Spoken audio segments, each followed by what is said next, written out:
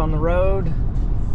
It's Wednesday morning, heading up north of Alva a few miles to Stewie's shop, and we're gonna see what we can do with these cylinder heads. So we'll be getting into that here pretty quick.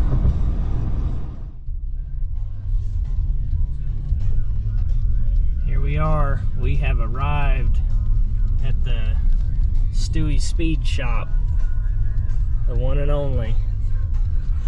Let's see what we can get into. I'll show you guys his cool fastback he just bought. We'll check it out.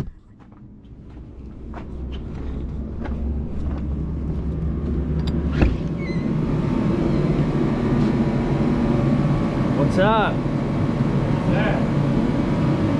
It's my GoPro.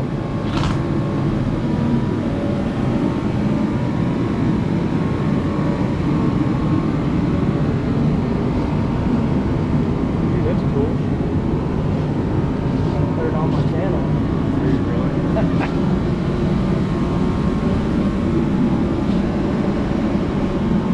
He's got some cool things going on in here. I guess his fastback's on the other side. Well, we'll get these cylinder heads in here and we'll get started. We'll take a look at Neil Graham's little pickup here. This is a work turbo, custom built by Reed. Looks like possibly a 6.0 LS deal. It's a really cool old truck.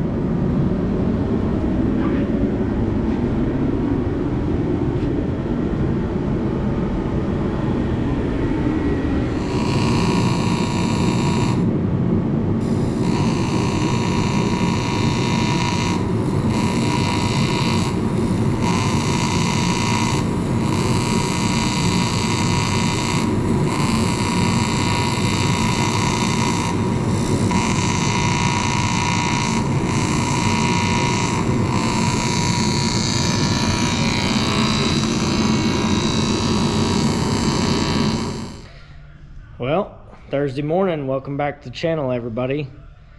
Had a successful day yesterday.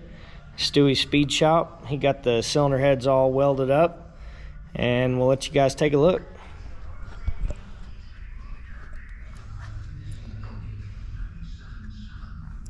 We ended up doing 4 of the 8 holes. Just doing a little preventative, but everything's turned out real well. Hopefully get the valves and springs loaded up today and maybe start putting some piston and rods back in this deal. We'll keep y'all up to date. Welcome back, guys. January 1, 2022. It was almost 70 degrees yesterday. Now it's 23, and it's going to be single digits later on today. So today we're gonna catch up on a few things. We got sidetracked yesterday and we worked a little bit on Josh's car.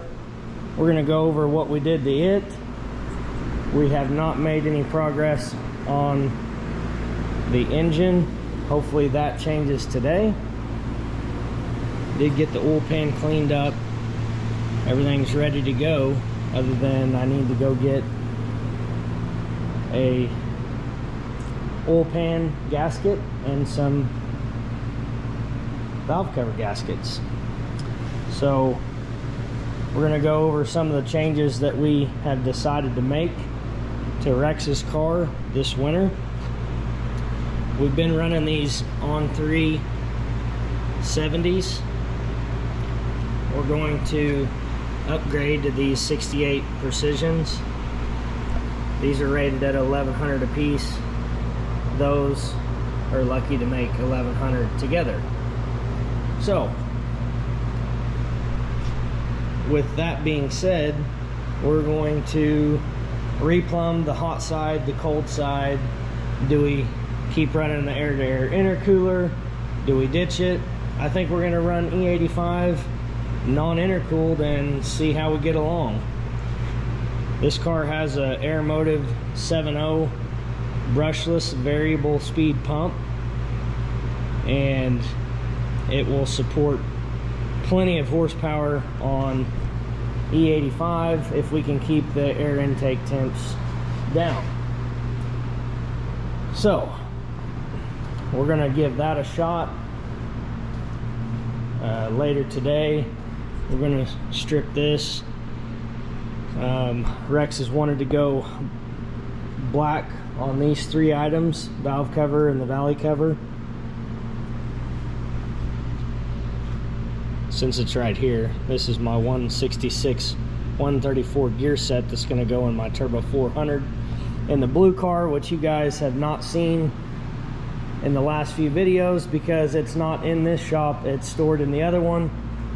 So hopefully we will get it in here, and we're going to do some exhaust upgrades to it later on, and we'll see how that turns out.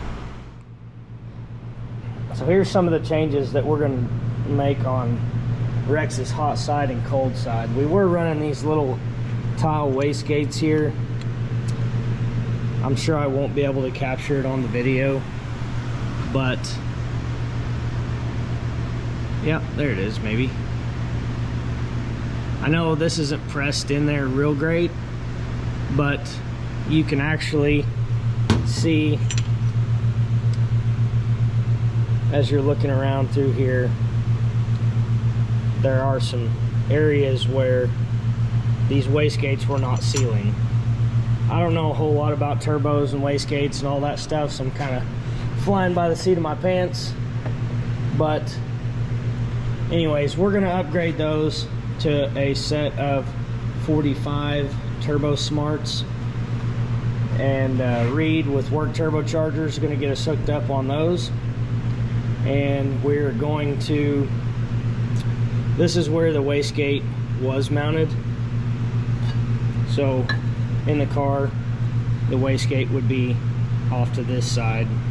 We're going to block these off, and our buddy Chris Stewart is going to help us, and we're going to mount these like this. So we'll have some more video footage to go over that, but I got the flanges cut off yesterday, so we're ready to get a piece of stainless, and we're going to weld those back up just to try to save a little bit of cost and not buy new flanges.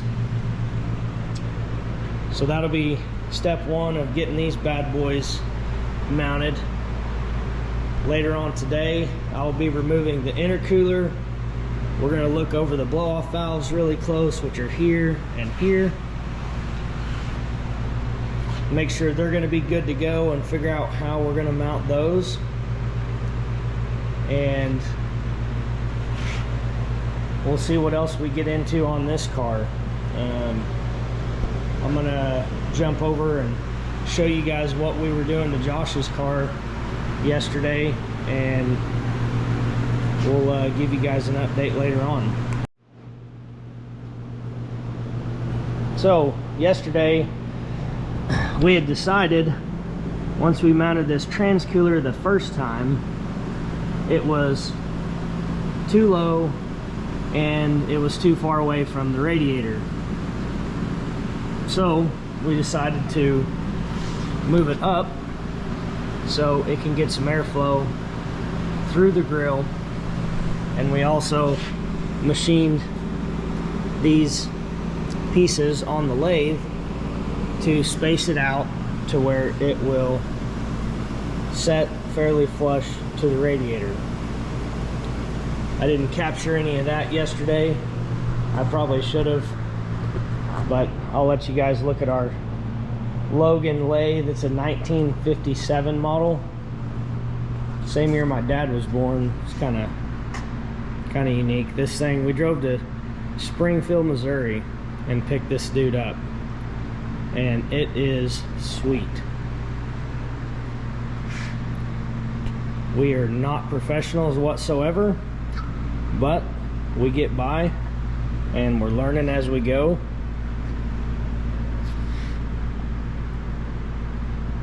As we try more and more things, we learn how this dude works and more purposes we can use it for. Dad's used it to turn down some pistons and some drums for his race transmissions to add clutches. So it's coming really handy. You know, if you guys have any questions or comments about it, hit up the comment section and we'll try to answer them, or we will show some different footage. Whatever you guys want to see, you'll just have to let us know. But hang in there, it's early. We're gonna hopefully get some footage today, maybe get some engine assembly done, identify some more wiring in Josh's car. And I forgot to show you guys the other portion that we did yesterday that took up some time. Was we mounted this battery tray, and the way it was designed, this portion here is the same as underneath here, and it's supposed to set up on this edge. At least that's how these were machined. We liked it to where the strap was laying on top of the whole battery across the width of the whole battery. So we took some measurements, chucked these up in the lathe, we machined them down, and we got the battery in there nice and snug. I don't think it's going to go anywhere now. Didn't get any footage of that either. That's my bad. I've got to get in the habit of filming more than just working. So, like I said, bear with us. The channel's new. I'm new to this. I don't necessarily like seeing myself on video or talking to the camera, but I've got to get over that, and hopefully you guys will continue watching, liking, subscribing, sharing, whatever you're supposed to say. I don't know. But anyways, hang in there. We will see you guys here in a bit. One more thing I forgot to show you guys. I know it's not a big deal, but we put these fire core wires on yesterday, and it looks really clean. This thing's going to be really nice. I like how the plumbing turned out. Over to the catch can, the fuel lines, the return, everything turned out really nice. We haven't got all the nitrous lines. We're gonna have a couple of lines built. John Gentry is gonna hook us up with that, and we'll get all the nitrous plumbed in once we get the wiring and everything ready to go. But anyways, I just figured I'd jump back on here and show you guys how those fire core wires hooked up to those Holley Smart Cools. Looks really nice.